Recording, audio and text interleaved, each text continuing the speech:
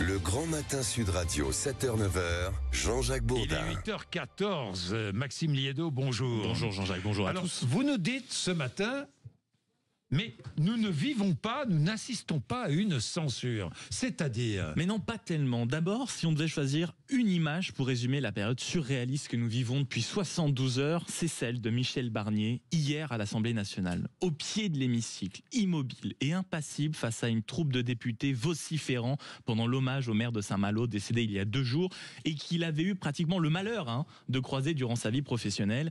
Et dans ce cirque, même la mort n'échappe pas aux outrages. Tout est là. L'homme politique du XXe siècle contemple désemparé la mission impossible qu'il a acceptée dans le XXIe. Barnier, l'homme du Brexit, le grand négociateur, réduit à contempler impuissant l'effondrement d'une mission qu'il aurait pu refuser. Mais est-ce qu'on peut seulement lui en vouloir? Était-il conscient de la meute de jeunes loups affamés qui rôdaient autour de lui et qui sont d'ailleurs aujourd'hui bien silencieux? Où est Gabriel Attal? Mais c'est bien la question. Lui pourtant si performant dans les médias quand il s'agit de distribuer les bons et les mauvais points. Lui qui n'a désormais plus assez de souffle pour crier à, je cite, la stabilité, à la responsabilité et à la confiance. Qui a mis la pression sur Michel Barnier dès la passation de pouvoir, conditionnant déjà le soutien de son groupe à l'Assemblée nationale en fonction de ce que le nouveau Premier ministre retiendrait de ses actions passées? Quelqu'un a vu Laurent Wauquiez? Eh bien oui. Il prône maintenant de choisir entre l'intérêt général ou le chaos. Lui, l'homme de la future droite pour qui il n'était pas naturel de soutenir un Premier ministre issu de son propre camp, alors que son groupe ne pèse que 47 députés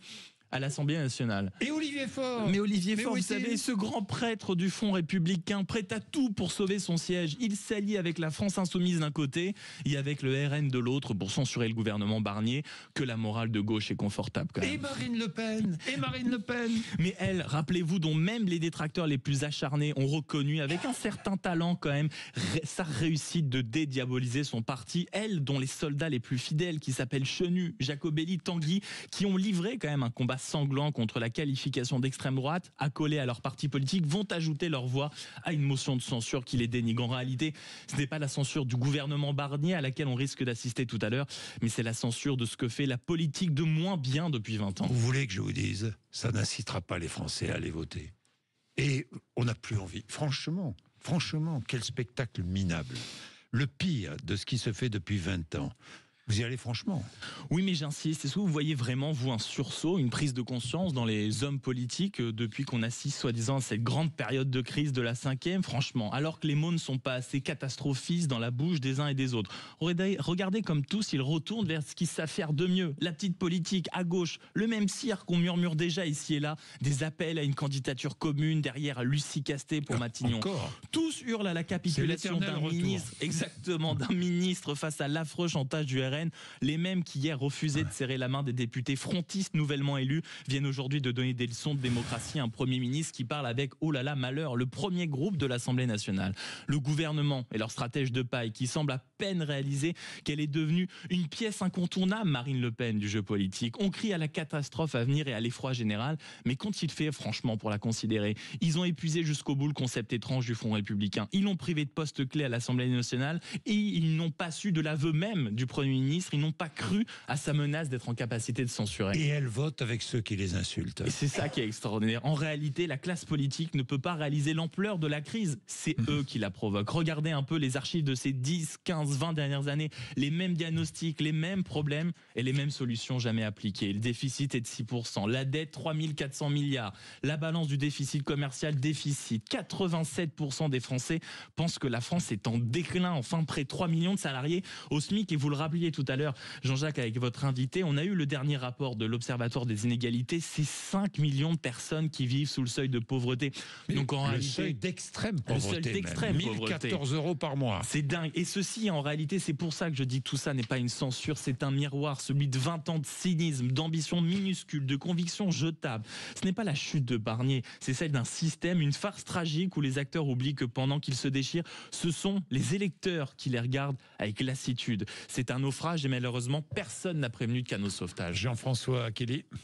Le poison, c'est l'élection présidentielle qui convoque la 4e République dans la 5e, dans les institutions de cette République qu'a voulu le général de Gaulle, plus stable, avec une alternance politique pour que le pays puisse respirer de façon alternative. Ça ne marche plus, ça ne fonctionne plus.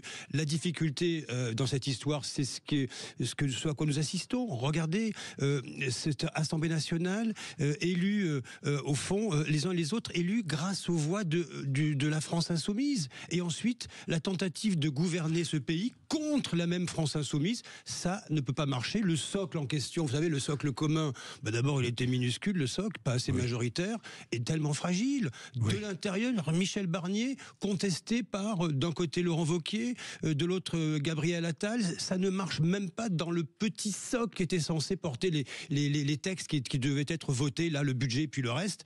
Comment voulez-vous que ça marche? Et le problème, c'est qu'on va se retrouver à la sortie avec la même difficulté. Qui pour gouverner tant que les ambitions sont sur la table? Les ambitions présidentielles, c'est le poison. Aucune patience jusqu'à 2027. Emmanuel Macron a raison de dire je reste, parce que si lui, aujourd'hui, s'en va, s'il dit bon écoutez, j'ai bien compris, je m'en vais, le quinquennat ne tiendra plus. Au bout d'un an ou 2 ans, à chaque fois on dira au président de s'en aller. Vous comprenez? Donc toujours de moi il faut qu'il tienne Emmanuel Macron, non pas, je dis pas ça par conviction ou par soutien, peu importe. Je dis ça parce qu'en fait, si lui s'en va, plus rien ne marche, plus rien ne fonctionne. Ça va être une catastrophe politique. Oui, puis il y a toujours l'argument, une fois plus, du moi ou le chaos. On a bien vu que sur tous les plans, ça ne marche plus. Merci messieurs, merci. Ça vous fait réagir 0826 300 300. Sud Radio, bien sûr.